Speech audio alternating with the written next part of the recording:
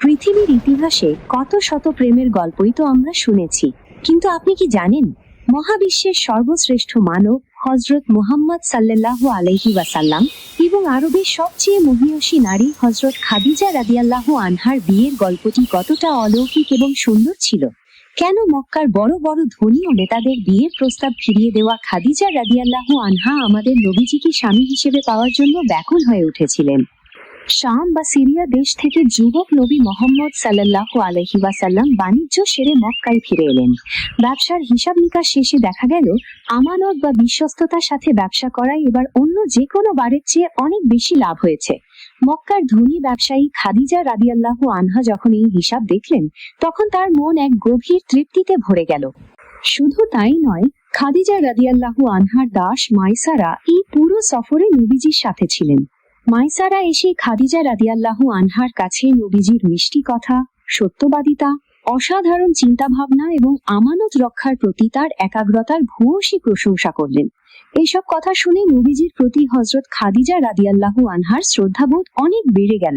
তার মনের কোণে একটি গোপন ইচ্ছা দানা বাঁধতে শুরু করলো। তিনি এই মহান মানুষকে নিজের স্বামী হিসেবে পেতে চাইলেন।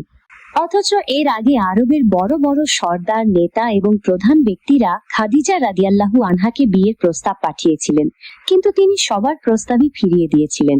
আর এখন মুহাম্মদ সাল্লাল্লাহু আলাইহি ওয়াসাল্লামকে জীবন সঙ্গী হিসেবে পাওয়ার জন্য তিনি মনে মনে ভীষণ ব্যাকুল হয়ে উঠলেন।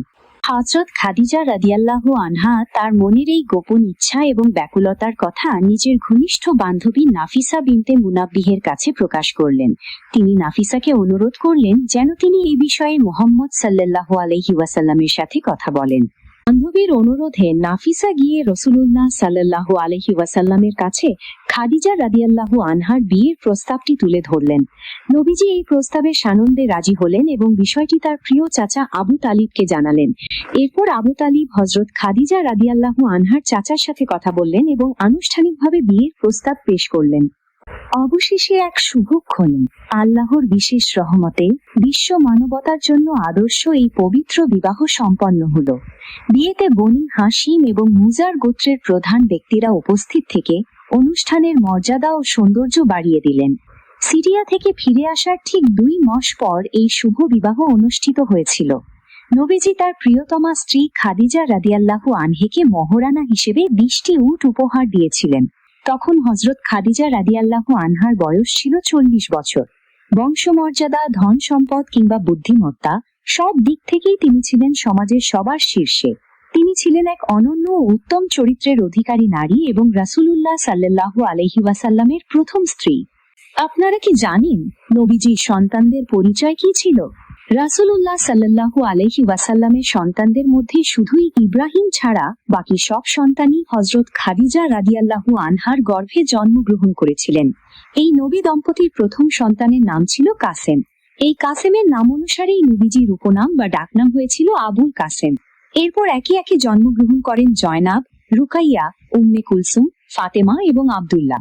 ছোট ছেলে আব্দুল্লাহর 2টি সুন্দর উপাধি ছিল, তাইয়েব এবং তাহির। দুর্ভাগ্যবশত রাসূলুল্লাহ সাল্লাল্লাহু আলাইহি ওয়াসাল্লামের সব পুত্র সন্তানই একদম ছোট বা শৈশবকালেই মৃত্যুবরণ করেন। তবে কন্যারা সবাই ইসলামের আলো পেয়েছিলেন, মুসলিম হয়েছিলেন এবং মক্কা থেকে মদিনায় হিজরত করার মহান মর্যাদাও লাভ করেছিলেন। কিন্তু এক অদ্ভুত নিয়তি দেখুন, প্রিয় কন্যা হযরত ফাতেমা রাদিয়াল্লাহু আনহা ছাড়া বাকি সব কন্যাই নবীজির জীবদ্দশাতেই দুনিয়া ছেড়ে চলে যান। আর কলিজার টুকরো ফাতেমা রাদিয়াল্লাহু আনহা নবীজির ইন্তেকালের মাত্র 6 মাস পর ইন্তেকাল করেন। ইতিহাসের পাতায় নবীজি ও খাদিজা রাদিয়াল্লাহু আনহার এই সংসারটি ছিল ভালোবাসা, ত্যাগ ও বিশ্বাসের এক অনন্য দৃষ্টান্ত। একজন মুসলিম হিসেবে আমাদের নিজেদের নবী এবং তার পরিবারের এই সুন্দর ইতিহাস জানা কতটা জরুরি তা নিশ্চয়ই আর বলার অপেক্ষা রাখে না। আজকের এই পবিত্র এবং সুন্দর ইতিহাসটি যদি আপনার ভালো লেগে থাকে এবং আপনি চান আপনার বন্ধু, পরিবার ও কাছের মানুষেরাও এই মহান ইতিহাস সম্পর্কে জানুক, তবে এখনই ভিডিওটি সবার সাথে শেয়ার করুন, কারণ ভালো কোনো তথ্য মানুষের কাছে পৌঁছে দেওয়াও একটি সদকা বা সোয়াবের কাজ। ইসলামের এই সুন্দর বাণী ছড়িয়ে দিতে ভিডিওটি লাইক এবং শেয়ার করতে ভুলবেন না। ধন্যবাদ। আসসালামু আলাইকুম।